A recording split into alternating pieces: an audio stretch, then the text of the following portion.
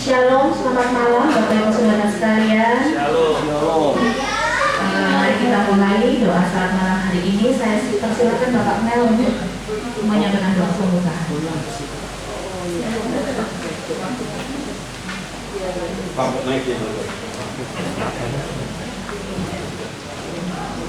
Mari kita menghadap Tuhan di dalam doa. Syukur, terima kasih Tuhan Yesus Kristus atas segala berkat pertolongan pengasih-Mu kepada kami anak-anak-Mu Bapa. Dan sebelum kami mulai dengan doa kami malam hari ini Bapa, kami mohon Tuhan Yesus Kristus, tolong hentikan hujan supaya saudara-saudara kami dalam perjalanan boleh ke sini Bapa. Dan Tuhan Yesus berkati kami malam hari ini Tuhan Yesus Kristus. Kami mohon kuasa dan otoritas-Mu. Kami mohon pertolongan-Mu kepada kami malam hari ini Bapa. Beri Roh Kudus-Mu memimpin kami, menuntun kami.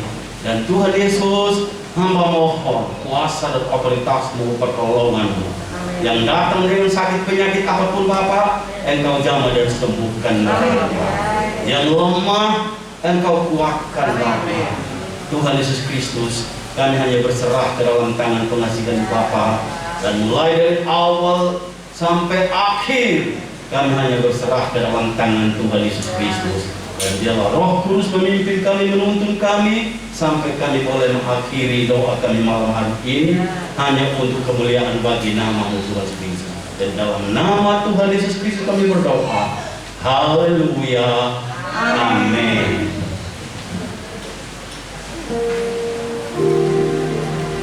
Hanya Engkau yang layak untuk kami tinggikan. Hanya Dia yang layak untuk kita puji dan kita sembah. Mari kita bersatukan hati kita untuk memuji dan memberikan Tuhan.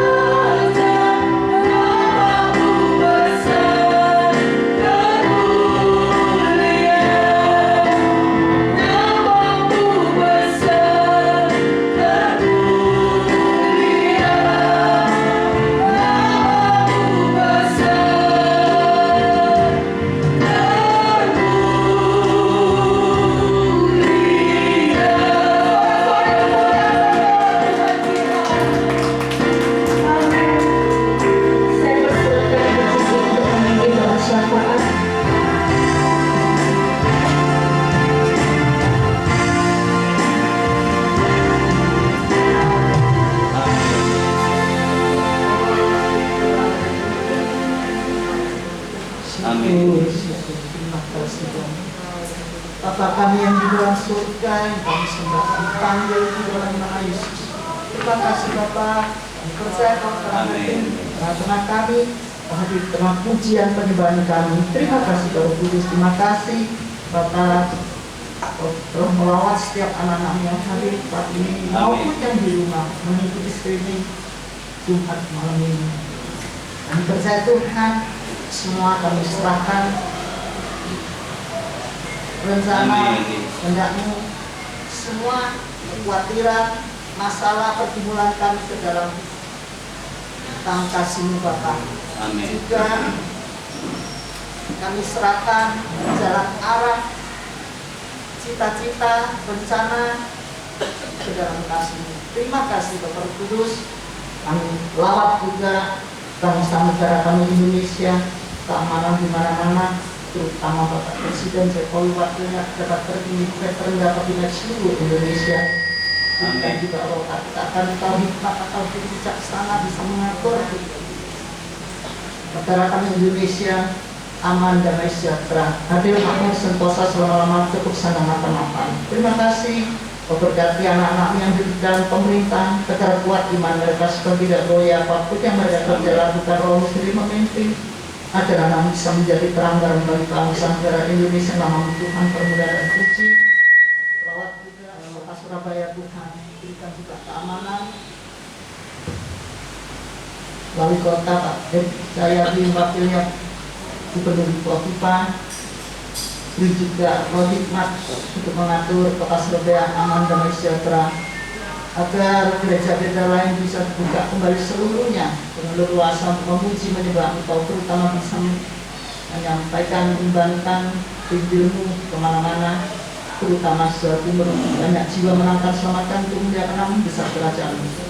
Bapa, kami juga mendengarkan sabda-Mu adalah Engkau sendiri berbicara kepada kami. Tuntunlah kami selalu Tuhan, karena kami tidak bisa sendirian Tuhan. Sabda-Mu untuk menguatkan iman kami, supaya kami bisa melakukan kemauan Bapa. Bapa, urapi hamba-Mu yang Kau percayakan secara khusus hari ini untuk menyampaikan isi hati-Mu dari ujung langit sampai telapak kaki, kuasai dengan Roh sendiri agar apapun yang bicarakan sesuai dengan Roh sendiri memimpinnya. Lampu kenangan lisan bukan hanya mendengar saja, tambah-tambahkan hidup pengertian dari Engkau sendiri agar kami mengerti juga bisa melakukan semua juga Roh sendiri memimpin. Terima kasih Bapak Kudus, Bapak awali setelah ini dengan sampai selesai dipimpin Roh. Bersabdalah Bapa, kami siap mendengar dan melakukan. Dalam nama Yesus bersyukur berdoa. Amin. Ya, shalom, selamat malam Bapak Ibu yang terkasih. Sedikit pengumuman sebelum kita akan menerima kebenaran firman Tuhan, bahwa besok Minggu ibadah umum, seluruh ibadah umum di Gereja Sawahan tidak lagi disiarkan secara live streaming. Ini supaya jemaat-jemaat yang selama ini beribadah di rumah bisa datang beribadah di gedung gereja. Tapi semua ibadah tetap direkam dan akan ada, bisa disaksikan di channel YouTube GPPS Sawahan Official mulai hari Senin. Ya, jadi jangan ada yang tanya lagi, linknya kok belum dikirim, ya, karena memang nggak ada keluar hari itu. Ya, demikian juga Jumat minggu depan kita tetap ada doa malam Mandarin tetap di tempat ini. Puji Tuhan malam hari ini walaupun cuaca hujan deras, sampai tadi Pak Doni juga hampir terlambat, ya kan? Tapi puji Tuhan, lihat ini penuh, ya. Kenapa? Saya yakin dan percaya jemaat Mandarin tetap suka berdoa. Amin. Amin. Minggu depan kita akan dilayani oleh Pendeta Suhendro. Ya, saya juga mengucap syukur malam hari ini ada Bapak dan Ibu Melianus. Ya, bukan kebetulan ada juga Bapak dan Ibu Jaman. Ya, Tuhan memberkati. Saya serahkan waktu selanjutnya kepada Bapak Doni Tatimu.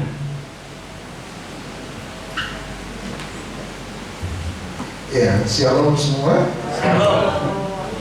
Iya, maaf keterlambatan saya, tadi agak pelan-pelan semua perjalanan, tapi bisa dengan selamat sampai di sini. Terima kasih buat penunggu. Mari Bapak Ibu Saudara sekalian, saya ajak Anda untuk buka Ulangan pasal 20, Ulangan pasal 20 ayat 1 sama ayat yang kelima mulai. Nah, Ulangan 20 di sana ada yang namanya hukum perang. Ketika bicara soal hukum perang, maka Alkitab bicara tentang apa yang harus dan apa yang tidak boleh dilakukan ketika bangsa Israel memasuki sebuah medan peperangan. Waktu sampai pada ayat yang kelima, menariknya adalah tiba-tiba Alkitab memberitahukan kepada kita bahwa ada 4 jenis orang yang tidak perlu masuk ke dalam medan peperangan. Ada 4 jenis orang yang disuruh pulang ketika mereka menjadi bagian dari 4 orang ini. Disuruh pulang dan tidak perlu masuk dalam medan peperangan. Siapa 4 jenis orang yang disuruh pulang dan tidak perlu ada dalam medan peperangan? Nah, ayat 5 kalau Anda perhatikan baik-baik secara cepat, Anda boleh baca, saya langsung merangkum saja. Nomor 1, ayat 5, orang yang sementara membangun rumah tapi belum menyelesaikannya. Kalau kamu sementara bangun rumah belum selesai, pulang, tidak perlu masuk ke dalam medan peperangan. Nomor 2, ayat 6. Siapa 4 jenis orang yang tidak perlu masuk dalam medan pertempuran?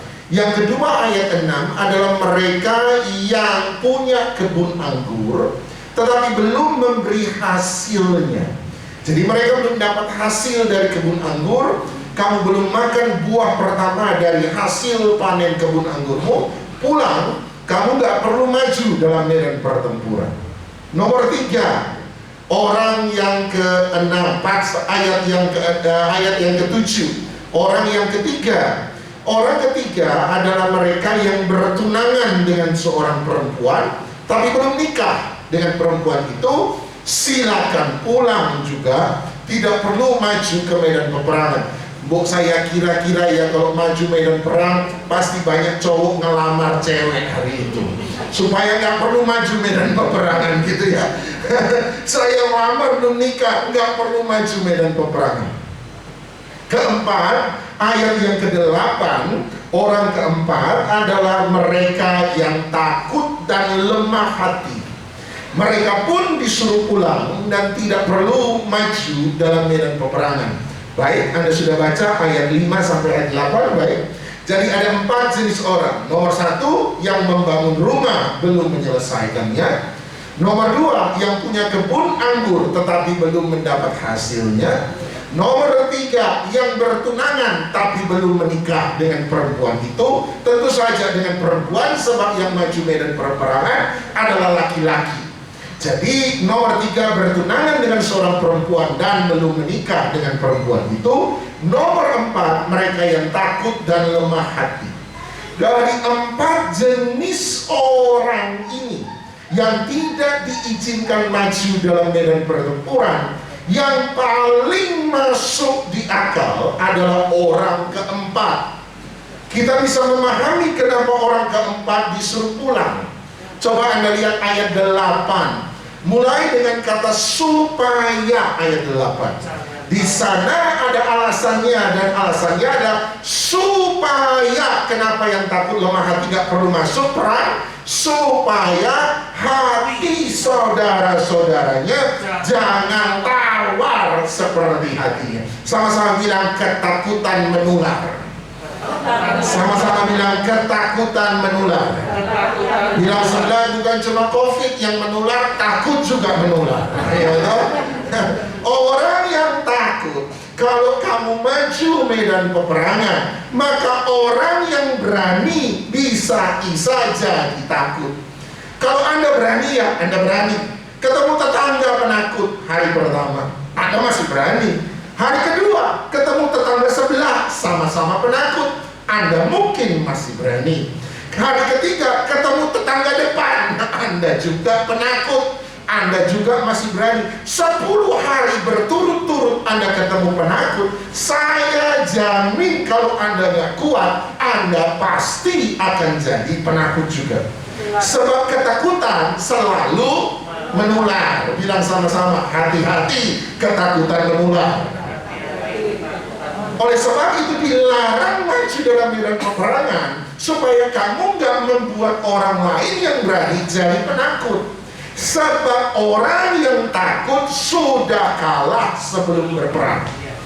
Kalau Anda takut, maka ketika Anda mau maju perang, Anda itu belum perang, Anda sudah kalah.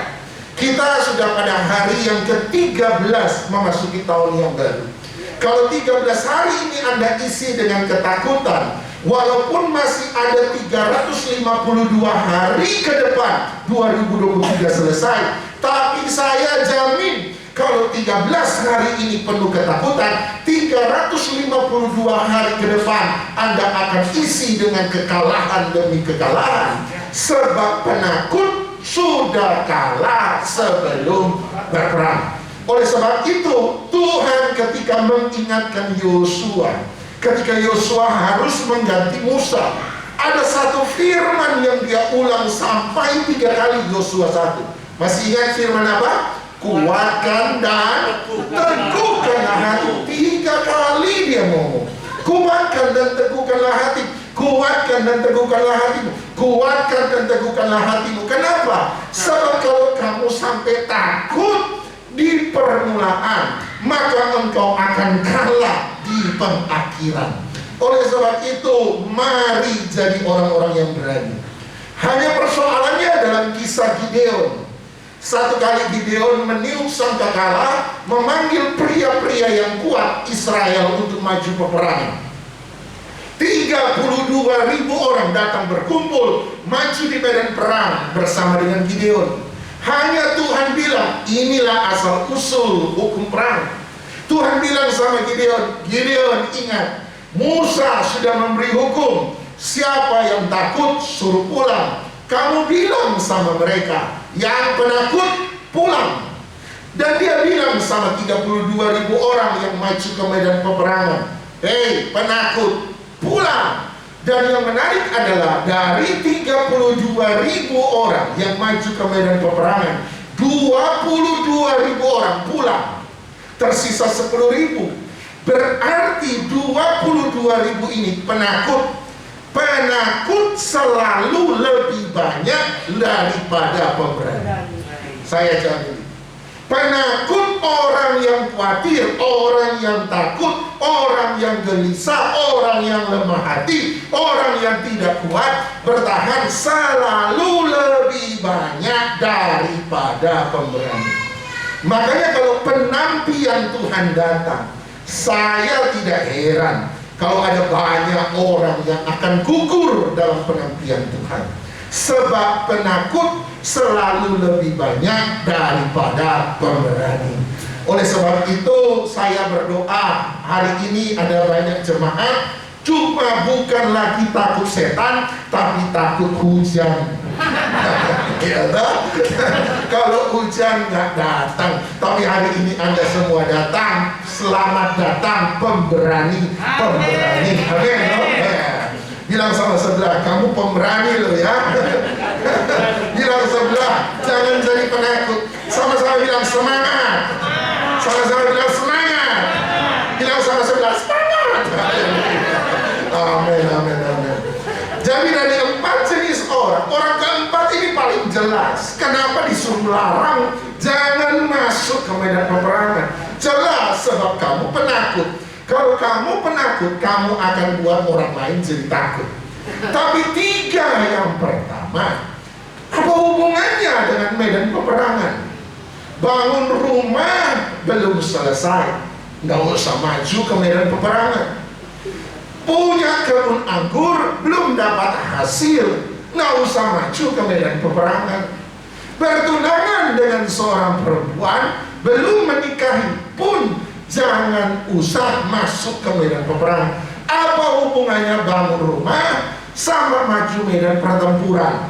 Waktu saya sekolah dulu namanya PMP, nah, ya toh, ketahuan produk tahun berapa saya ini kan, pendidikan moral Pancasila. Kita diajar kepentingan bangsa dan negara lebih utama daripada kepentingan pribadi. Jadi kalau kamu kuat, laki-laki bisa maju perang, belum selesai bangun rumah ya Pak, nggak ada hubungannya. Gak ada hubungan. Sebab toh kalau negaramu kalah, rumah yang kamu bangun satu kali akan hancur oleh musuh. Makanya demi kepentingan bersama, maju perang. Maju perang, masih laki-laki muda, maju perang kuat. Pak, masih tunangan belum nikah Pak. Dia bilang enggak, kamu tetap harus maju perang. Sebab kepentingan negara lebih utama daripada kepentingan pribadi. Tapi aneh bin ajaib, tiba-tiba dalam hukum perang ada 3 jenis orang yang aneh yang dia katakan tidak perlu maju medan pertempuran. Bangun rumah belum menyelesaikan, punya kebun anggur belum menghasilkan, bertunangan belum punya hubungan yang intim dengan orang tersebut. Kenapa 3 orang ini dilarang masuk ke medan pertempuran? Mari kita lihat ayat 5 sekali lagi. Lihat alasan, 3 alasan yang diungkapkan oleh Alkitab. Kenapa 3 jenis orang ini dilarang? Perhatikan mulai dengan kata supaya. Ayat 5, kenapa orang yang membangun rumah belum menyelesaikan dilarang masuk ke medan pertempuran? Supaya jangan dia mati dalam pertempuran dan orang lain yang mengejar hasilnya. Ayat 6 dia berkata sama, supaya jangan dia mati dalam pertempuran dan orang lain yang mengejar hasilnya. Ayat 7 sama, lihat kata supaya jangan ia mati dalam pertempuran dan orang lain yang mengawininya. Nah, alasan 3 orang yang pertama ini sama semua. Dilarang masuk ke medan peperangan. Kenapa? Supaya jangan kamu mati sebelum menyelesaikan 3 hal ini. Jadi Alkitab bilang begini, kalau kamu bangun rumah belum selesai, jangan dulu mati. Sebab kalau kamu sampai mati sebelum menyelesaikan pembangunan rumahmu, maka kamu gagal memenuhi tujuan hidupmu di muka bumi ini. Jadi kira-kira begitu. Kamu punya kebun anggur, belum mendapat hasil, jangan maju medan peperangan. Kenapa? Supaya kamu jangan mati di sana. Sebab kalau kamu mati sebelum mengecap hasil kebun anggurmu, kamu ini hidup nggak sempurna. Kamu tidak berhasil memenuhi tujuan penciptaan Tuhan dalam kehidupan kita. Sama, kamu bertunangan belum punya hubungan intim dengan seseorang, jangan masuk ke medan pertempuran. Kenapa? Supaya kamu jangan mati. Artinya kita dilarang mati sebelum menyelesaikan 3 hal. Membangun rumah, mendapatkan hasil kebun anggur, dan punya hubungan yang intim dengan orang di sekitar kita. Sekali lagi, jadi tujuan hidup Anda dan saya, tujuan penciptaan Tuhan terhadap kita manusia ada 3. 1, bangun rumah. 2, mendapatkan hasil kebun anggur. 3, punya hubungan yang intim dengan orang-orang di sekitar kita. Jangan hidup seperti bahasa Cina bilang co cuan cia. Co 1 hari dapat cuan 1 hari, cuan 1 hari habis cia 1 hari. Ya toh? Hidup co cuan cia terus. Yang cilaka kan kalau co 1 hari, cuannya cuma buat 1 hari makan, siap 1 makan, habis. Terpaksa besok co lagi, habis cuan lagi, dapat cuan cia, habis. Co terus, cuan cia. Paling cilaka, nggak mau cok tapi kepingin cuan. Makanya orang lain yang dia ciak. Setelah orang lain dia ciak, terakhir dia cao. Cocon ciak cao. Hidup ini ada 3 tujuan. Bangun rumah, punya kebun anggur memberi hasil, dan punya hubungan yang intim dengan orang. Mari kita lihat seberapa jauh saya bisa menyampaikan. Mari lihat nomor 1 saja mungkin. Bangun rumah. Kenapa dia bilang, kalau kamu belum selesai membangun rumahmu, jangan mati. Sebab kamu hidup di muka bumi ini untuk membangun rumah. Pak, berarti saya hidup bangun rumah terus dong Pak ya? Jualan properti Pak? Oh bukan. Menariknya dalam Alkitab, kita udah tahu. Dalam Alkitab, rumah selalu menunjuk kepada hidup seseorang. 1 Korintus 6 ayat yang ke-19.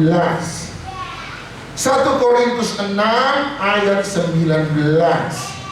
1 Korintus 3 ayat 16. 1 Korintus 6 ayat 19, 2 Korintus 6 ayat 16, semua sama.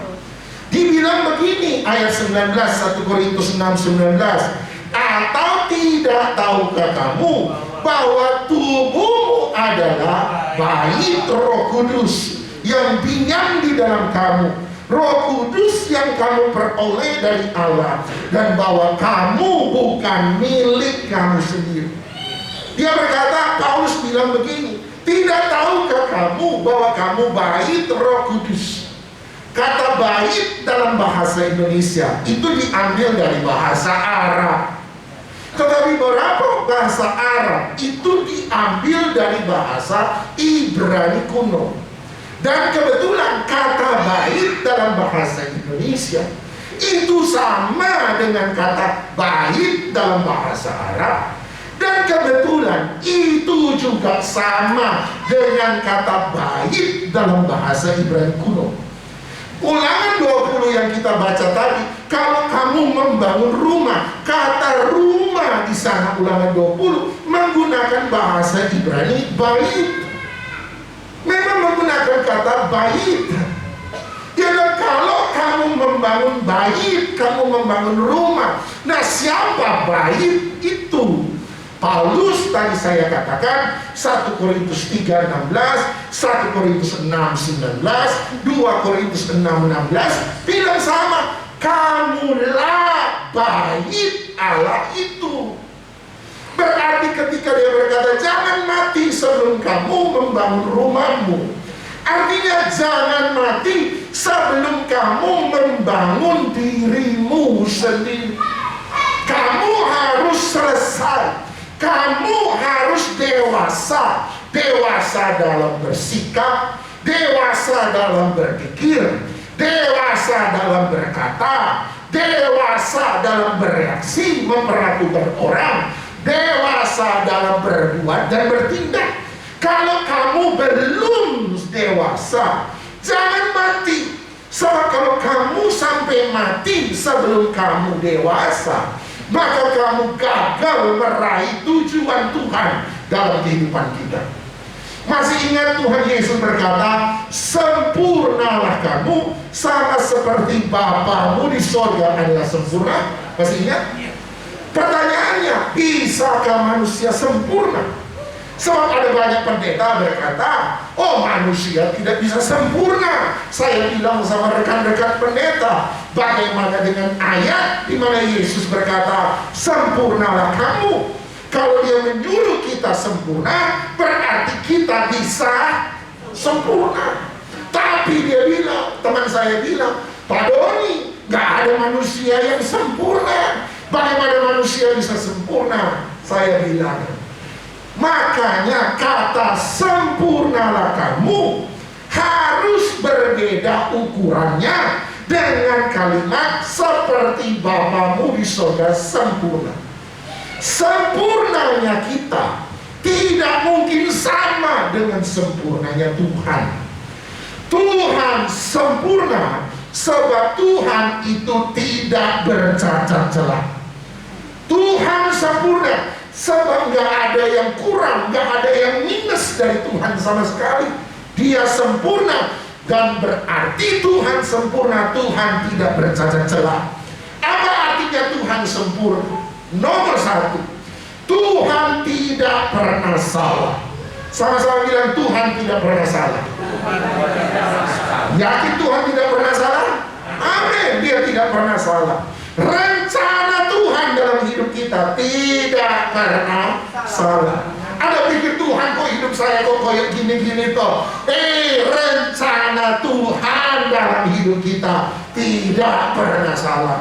Kalau Anda pikir ada yang salah, jangan-jangan Anda lah yang bikin salah, gitu ya.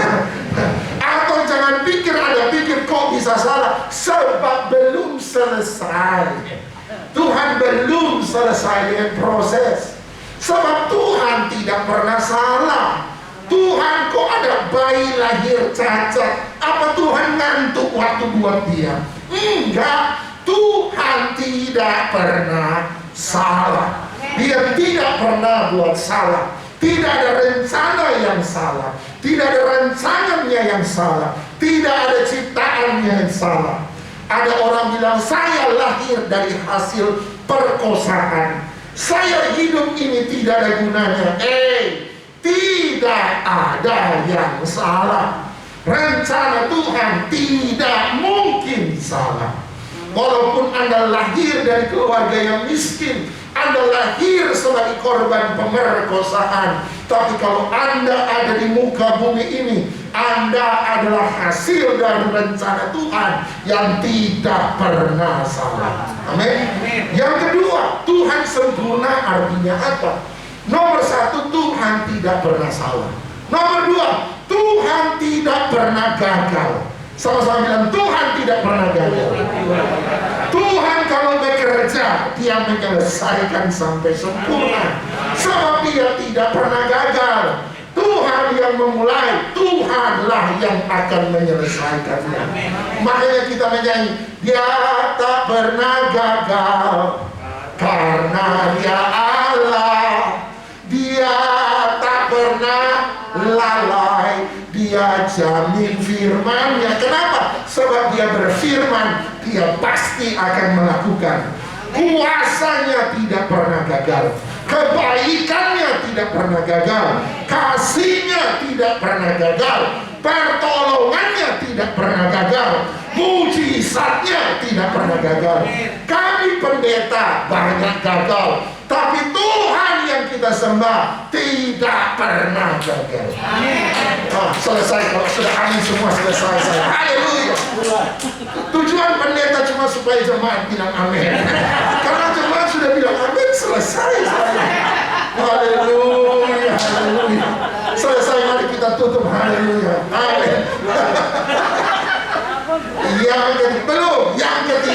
Yang ketiga. Satu, Tuhan tidak pernah salah. Dua, Tuhan tidak pernah gagal. Tiga, Tuhan tidak pernah berdosa. Tuhan sempurna artinya dia tidak pernah berdosa.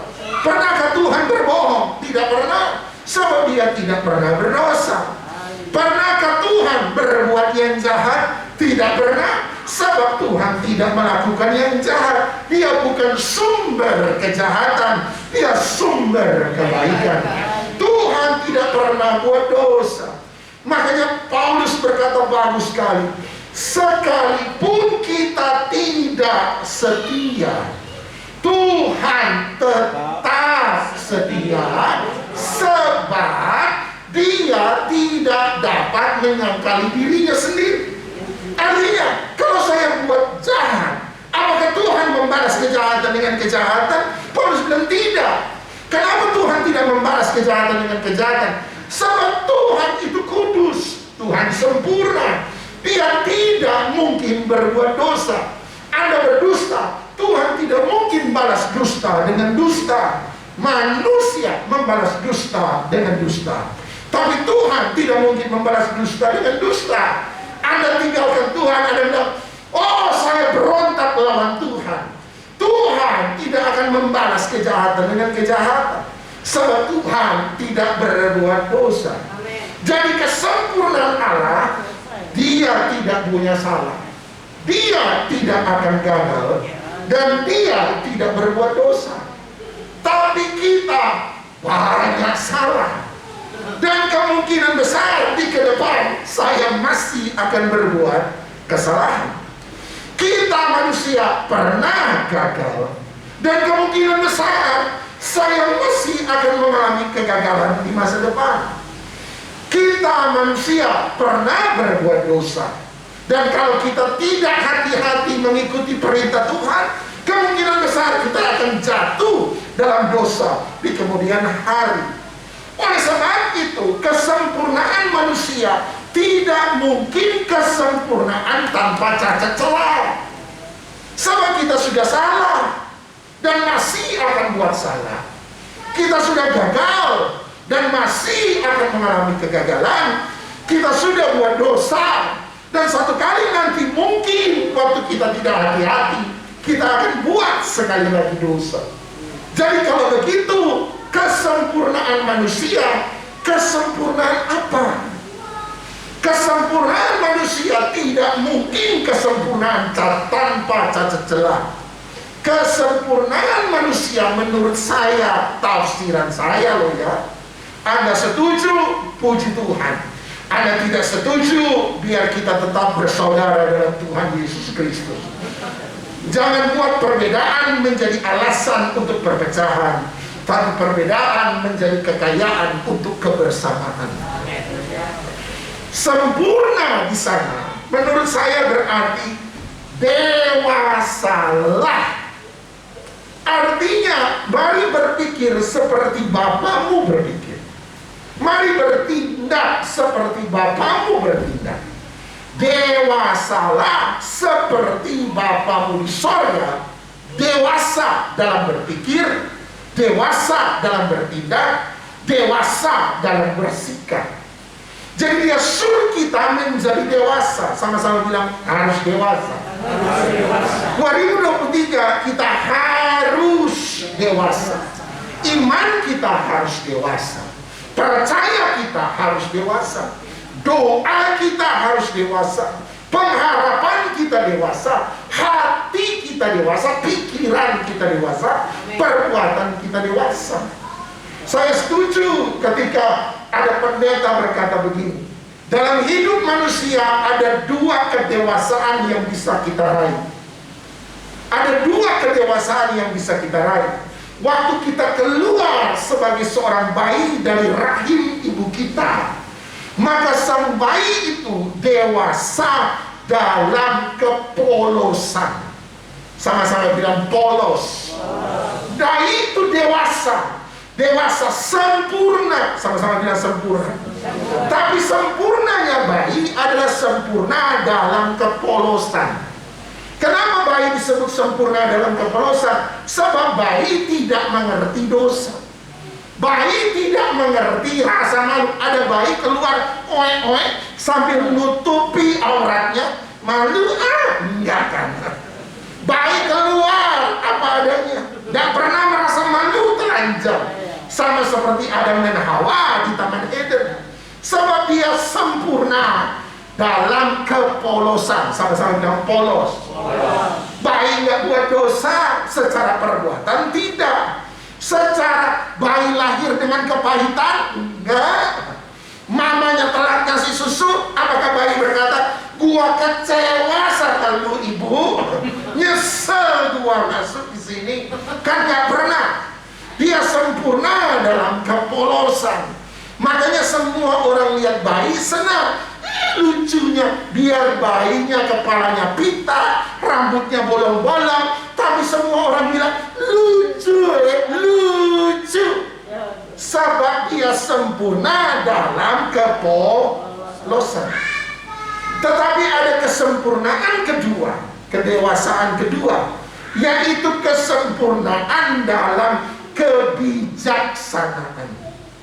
Ketika Anda jadi tua, kerut mulai muncul di mana-mana, uban sudah mulai lahir, mulai penuhi kepala Anda.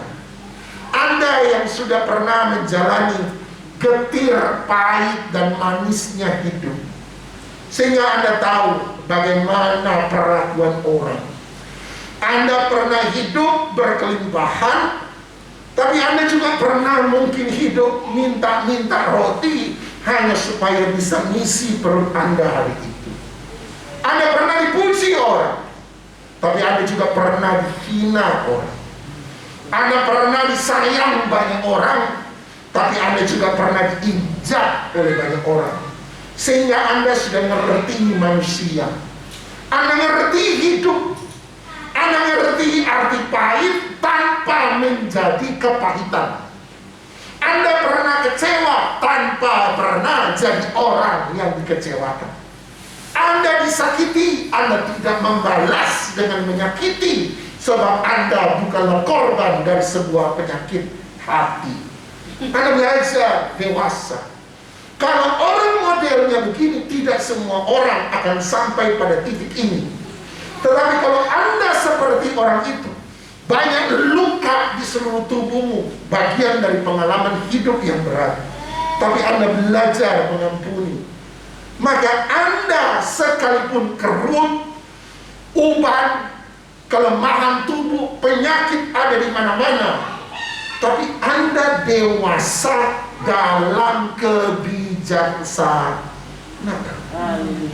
Kalau kita mau balik ke Tuhan, Anda pilih dewasa yang mana?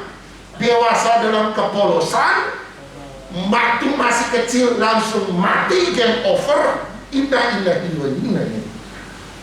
Ataukah Anda mau jadi dewasa, jadi orang tua yang sudah pernah mengalami semua pengalaman hidup, tapi Anda belajar menjadi kuat di tengah-tengah kehidupan? Anda mau pilih balik Tuhan yang mana? Saya pribadi pilih yang kedua, di mana saya dewasa dalam hidup yang bijaksana. Makanya Anda lihat Matius pasal 7, ketika Tuhan Yesus bicara tentang hidup manusia, ayat 24, sama. Ini yang Yesus katakan, hidup manusia seperti membangun rumah. Lihat Matius 7 ayat 24. Dia bicara tentang dua dasar, Anda tahu. Kembali lagi dia bicara kehidupan seperti membangun rumah. Setiap orang yang mendengar perkataanku ini dan melakukannya, dia sama dengan orang yang Bijaksana. dewasa dalam kebijaksanaan, sempurna dalam kebijaksanaan, yang mendirikan rumahnya di atas batu. Pak, gimana saya bisa dewasa? Bagaimana saya bisa membangun rumah saya menjadi sempurna dalam kebijaksanaan? Ayat 24 jelas. Dengar, lakukan firman. Kita ini bukan tidak tahu firman. Kita ini sudah banyak tahu firman. Hanya kita sedikit melakukan firman. Udah tahu toh Bapak Ibu? Kalau ada orang menyakiti kita, jangan repot-repot tanya pendeta. Sebab kalau Anda tanya Pak Pendeta, dia menyakiti saya, Anda tahu jawaban pendeta? Ampunilah. Udah tahu, kenapa tanya? Jawabannya. Sebab bukan karena Anda tidak tahu jawabannya, tetapi karena Anda tidak bisa melakukan jawabannya. Anda bilang, tapi Pak Pendeta nggak tahu kelakuannya dia, Pak Pendeta. Orang itu sudah saya ampuni berkali-kali, kelakuannya nggak berubah, Pak Pendeta. Justru makin diampuni, makin melonjak. Kalau ini hati dari batu dan besi, nggak apa-apa, Pak Pendeta. Tapi hati ini kan bukan dari batu dan besi. Hati ini dari daging. Kalau begini terus, disakiti terus, kan sakit. Pak Pendeta bilang, ayo ampuni. Bilang Tuhan saya ampuni dia.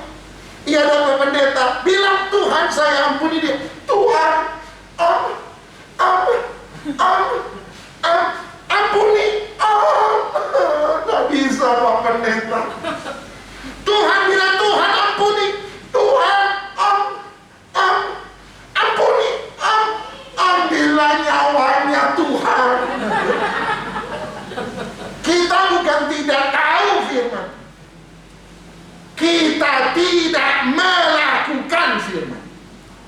Kenapa tidak pernah dewasa? Firman cuma didengar, tidak pernah dikerjakan. Kalau Anda melakukan firman, maka Anda menjadi dewasa dalam hidup ini. Ayat 25. Kemudian hadirlah 3 jenis pencobaan dalam hidup manusia. 1, turunlah hujan. 2, datanglah banjir. 3, datanglah angin melanda rumah itu. Ada 3 jenis pencobaan. Hujan. Hujan turun dari mana? Atas. Banjir. Banjir muncul dari mana? Bawah. Angin muncul dari mana? Sekeliling kita. Jadi 3 jenis pencobaan dalam hidup manusia. Pencobaan yang datang dari atas, pencobaan yang datang dari bawah, dan pencobaan yang datang dari sekeliling kita. Pencobaan dari atas, hujan, segala sesuatu yang bersifat adikodrati, sesuatu yang tidak bisa kita cegah, sesuatu yang tidak bisa kita lakukan apa-apa. Bencana alam, satu peristiwa yang kita tidak pernah duga, sesuatu dari atas, dari hal-hal yang bersifat spiritual, peperangan rohani, perbuatan setan-setan, itu dari atas. Banjir dari bawah, dari dunia di mana kita tinggal dan berada. Dunia yang korupsi, dunia yang jahat, dunia yang penuh dengan kejahatan dan penjahat, dunia yang penuh dengan tipu daya. Yang ketiga, angin dari sekeliling, orang-orang di sekitar kita, orang-orang yang memperlakukan kita tidak benar, memberi dusta dalam hidup kita. Tapi sekalipun 3 pencobaan ini datang dari atas, dari bawah, dan dari kiri dan kanan, Alkitab berkata, tetapi rumah itu tidak roboh sebab didirikan di atas batu. Jadilah dewasa sebelum mati. Jadilah dewasa sebelum mati. Jadilah bijaksana. Dan tanda orang yang dewasa dan bijaksana, persoalan boleh ada, berkat boleh banyak, masalah pun bisa muncul, tapi iman kita tidak pernah roboh. Orang yang tergoncang hanya karena keadaan, imannya tidak dewasa. Orang yang tergoncang imannya hanya karena godaan uang sedikit banyak, itu tidak kuat imannya. Tapi orang yang dewasa iman, pencobaan boleh datang dari atas, dari bawah, kiri, kanan, muka, dan belakang, tetapi kita tetap kuat, tidak pernah roboh. Bagaimana dewasa? Dengar, lakukan. Dengar, lakukan. Jangan dengar, lupakan, tapi dengar, lakukan. Maka kita jadi bijaksana. Mari kita datang pada Tuhan, diberkati oleh firman Tuhan. Nggak ada yang jawab, saya terus haleluya. Diberkati oleh firman Tuhan. Mari kita datang pada Tuhan. Kita mengucap syukur. Terima kasih, terima kasih, terima kasih. Terima. Bulu yang terkulai takkan dipatahkannya, dia akan jadikan indah. Sungguh lebih berharga, sungguh nyala mudah akan dipadamkannya, dia akan jadikan untuk kemuliaannya. Bulu yang terkulai takkan dipatahkannya, dia akan jadikan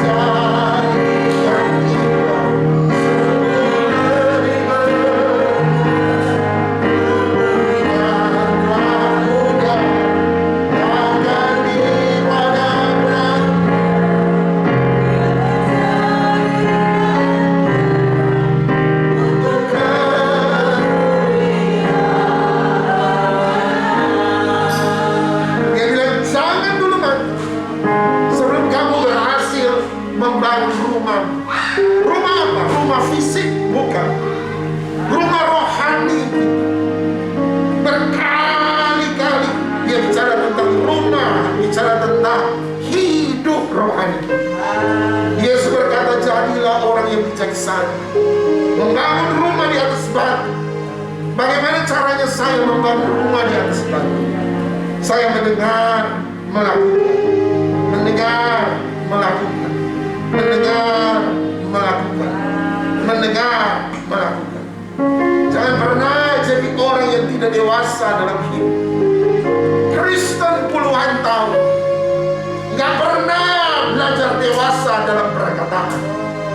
Kristen puluhan tahun nggak pernah dewasa dalam bersikap memperlakukan orang.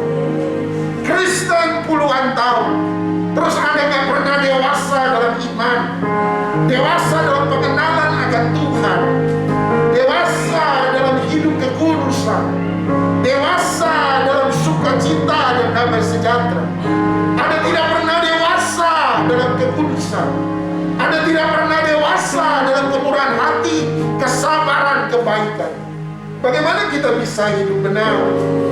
Bagaimana kita bisa menyelesaikan pembangunan rumah kita? Tidak tahukah engkau bahwa engkau adalah bait Roh Kudus dan Roh Kudus tinggal di dalam kamu? Seringkali Roh Kudus dalam kita tinggal di balik puing-puing rumah yang tidak pernah kita selesaikan bertahun-tahun. Kita terlalu sibuk minta Roh Kudus buat ini dan buat itu bagi kita, tetapi kita tidak pernah menyediakan tempat yang layak bagi dia. Oh, haleluya, haleluya. Ampuni kami ya Tuhan, ampuni kami. Biarkan kami beri yang terbaik bagi Engkau. Jadikan kami rumah kediaman-Mu, rumah kediaman-Mu yang mulia, yang benar, yang kudus. Haleluya. Paulus berkata rumah yang dibangun dengan emas, perak, dan batu-batu permata. Bukan rumah yang dibangun dengan rumput kering, dengan ranting, dengan kayu. Biarkan kami dan layakkan kami memberi yang terbaik bagi-Mu. Haleluya.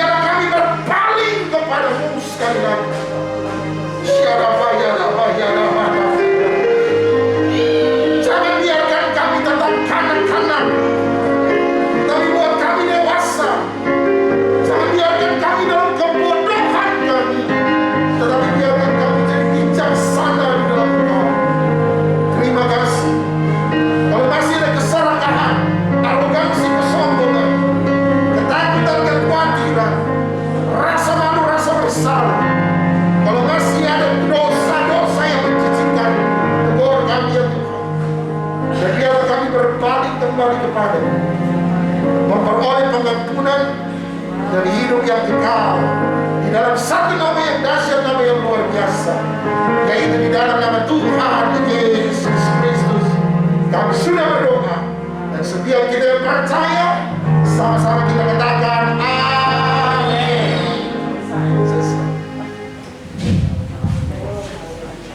Terima kasih buat firman Tuhan yang disampaikan. Saya mengucapkan terima kasih buat pelayanannya mewakili pimpinan, seluruh pengurus dan jemaat ibadah Mandarin. Nanti Bapak Doni juga akan melayani lagi di ibadah Mandarin bulan April tanggal 23, tepat hari Idul Fitri, ya. Jadi waktu Idul Fitri jangan melenceng, ya. Datang ke gereja, kita sama-sama beribadah sama Tuhan. Ya, puji Tuhan, sekali lagi terima kasih. Ya, demikian ibadah doa malam. Sebelum kita mengakhiri semuanya, sekali lagi saya ajak kita tundukkan kepala, kita masuk dalam doa. Kami mengucap syukur kalau Tuhan sudah pimpin jalannya ibadah doa malam Mandarin dari awal hingga pada akhirnya. Cuaca tidak pernah menjadi penghalang kami untuk kami datang dalam hadirat Tuhan. Terima kasih buat waktu yang indah kami boleh memuji dan menyembah Tuhan. Terima kasih buat suaramu yang Tuhan sudah sampaikan kepada setiap kami. Hamba-Mu Bapak Doni Tatimu boleh selesai untuk berbicara, tapi kami percaya Roh Kudus tidak akan berhenti bekerja, akan selalu mengingatkan kebenaran firman Tuhan ini, supaya setiap jemaat Mandarin bukan hanya setia datang beribadah, tapi juga semakin dewasa dalam iman kepada Tuhan. Kami bukan lagi kanak-kanak, kami akan selalu menjadi orang dewasa yang menjadi sosok yang teduh, yang dapat membawa jiwa untuk dimenangkan bagi kemuliaan nama Tuhan. Berkati hamba-Mu Bapak Doni Tatimu, tambah-tambahkan minyak urapan-Mu, tambah-tambahkan hikmat-Mu. Berkati juga dalam keluarganya, anak-anaknya semuanya Tuhan berkati menjadi anak-anak yang pintar, yang Tuhan pakai dengan luar biasa. Dimanapun hamba-Mu Engkau tempatkan untuk melayani, biarlah di sana hamba-Mu menjadi berkat buat banyak orang. Terima kasih Tuhan, demikian juga dengan setiap kami. Ajar kami untuk mampu melakukan firman-Mu dalam kehidupan kami. Karena hanya dengan menjadi pelaku firman sajalah kami akan dipanggil Tuhan sebagai orang yang berbahagia, orang yang diberkati Tuhan. Terima kasih. Pertemukan kami besok hari Minggu di ibadah umum dalam keadaan sehat, tidak kurang suatu apapun. Demikian juga pertemukan kami di ibadah doa malam Jumat yang akan datang, semua juga dalam keadaan sehat dan tidak kekurangan suatu apapun. Sebelum kami meninggalkan tempat ini untuk pulang ke rumah kami masing-masing, kami tidak pulang dengan tangan kosong, kami pulang dengan membawa penuh berkat Tuhan. Mari saudaraku yang terkasih, kita angkat tangan kita di hadapan Tuhan. Kiranya Tuhan memberkati engkau dan Tuhan melindungi engkau. Tuhan menyinari engkau dengan wajahnya dan memberi engkau kasih karunia. Tuhan menghadapkan wajahnya kepadamu dan memberi engkau damai sejahtera. Saudaraku yang kekasih, pulanglah dan bawalah berkat damai sejahtera dari Bapa di sorga, kecintaan dari putranya Tuhan kita Yesus Kristus, dan persekutuan yang indah bersama Roh Kudus menyertai hidup kita senantiasa, mulai dari malam hari ini sampai Maranatha Tuhan Yesus datang kedua kalinya, bahkan sampai selama-lamanya. Terimalah semua berkat ini di dalam nama Tuhan Yesus Kristus. Yang percaya sudah diberkati Tuhan, mari sama-sama katakan amin. Selamat malam, terima kasih, Tuhan Yesus memberkati.